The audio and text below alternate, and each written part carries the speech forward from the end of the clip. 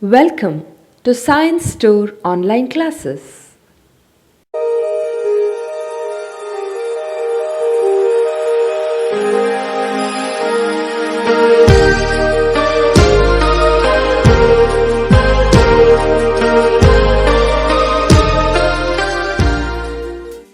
Don't forget to like our video and subscribe our YouTube channel for all the updates.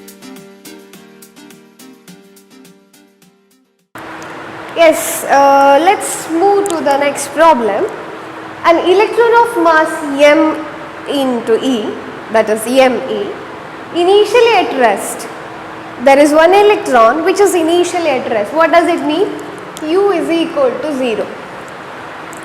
Moves through a certain distance in an uniform electric field. So, electron is moving in a uniform electric field, then electron will experience the force. So, it will start to accelerate, right? In the time t1. In time t1, it moves in a uniform electric field. Next, a proton of mass emp, also initially at rest, that is also initially at rest, takes time t2 to move through an equal distance in this uniform. Means both electron and proton, they cover equal distance in two different time. Electron takes t1 time to cover the distance s, whereas proton takes t2 time to cover the distance s. But both electron and proton, they start from rest, means both of them have an initial velocity 0.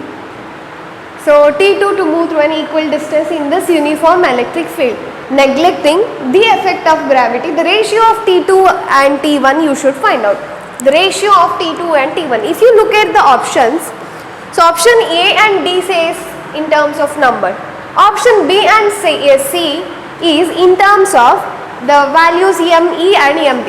So is there any chance that I can get the values in terms of number? There is no chance, because mass they have mentioned as a me and time they have mentioned as a t1, and yes, there is no number here. So you can completely say no to option A and D. So answer should be in between B and C. So either it is option B or option C. So option B is mp by me, option C is me by mp, right? So mass of proton is much more greater than mass of electron, that we know. So here T2 by T1 they are asking. So T2 is the time of proton, time taken by the proton, and T1 is the time taken by the electron. So what is the option? We will check that. So since they have mentioned that equal distance, so this is the electron which covers, so S is equal to ut plus half at squared. We are using this formula, okay, this standard formula we are using. Since u is equal to 0, for electron Se is equal to half into at1 squared. Am I correct? So for proton, Sp is equal to half into at2 squared. But Se and Sp both are same. Let me take it as S only. So from this, can I say T1? So we have half here. So T1 is equal to 2s divided by a, square root of 2s divided by a. T2 is also equal to square root of 2. So acceleration of electron, let me take it as a1. Acceleration of proton, let me take it as a2, because both are accelerating with the different values as they take different time. So a1 here, 2s divided by a2.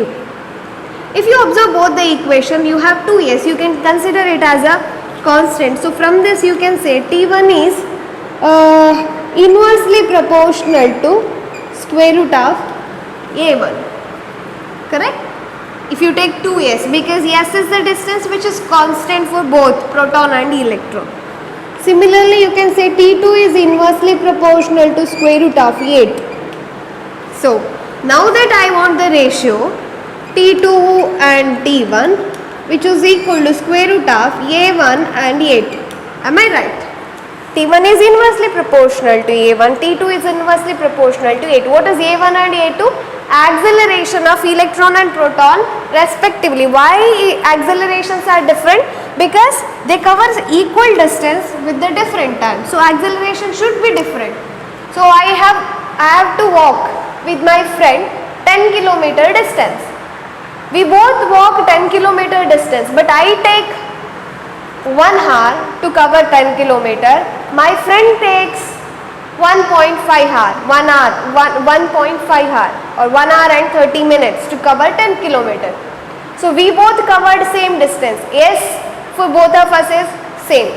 But T for both of us is different. Why? Because we have different acceleration. My acceleration is less than my friend's acceleration. I'm sorry, yes. Yes, time is inversely proportional. I take less time, so my acceleration is more than my friend's acceleration, correct? So, here time and acceleration are inversely proportional. Now substitute what is the acceleration of any charged particle. So, force experienced by any charged particle is electric field times of charge. So, acceleration is force by mass.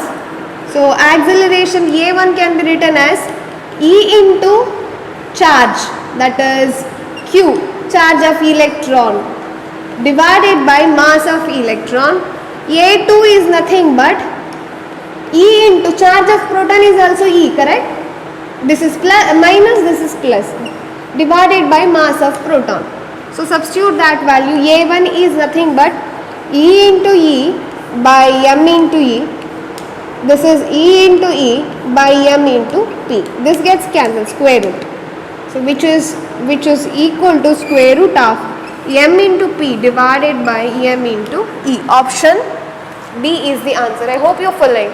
So we just wanted the ratio of T2 and T1. So you should know that when the body is starting from rest and when it covers equal distance, time is inversely proportional to the square root of acceleration of that body.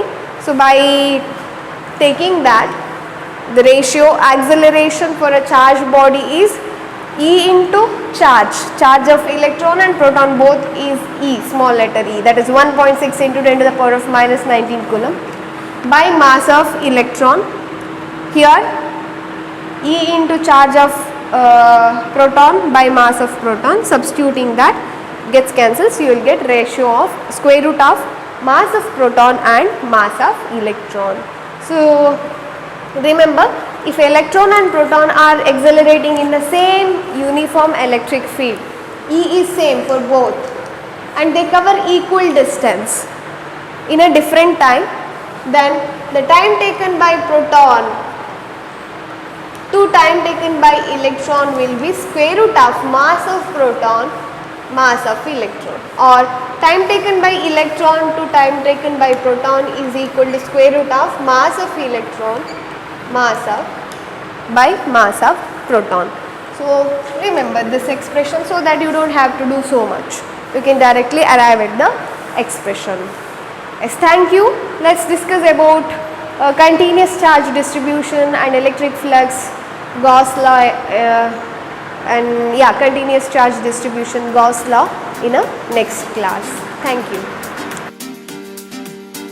Don't forget to like our video and subscribe our YouTube channel for all the updates.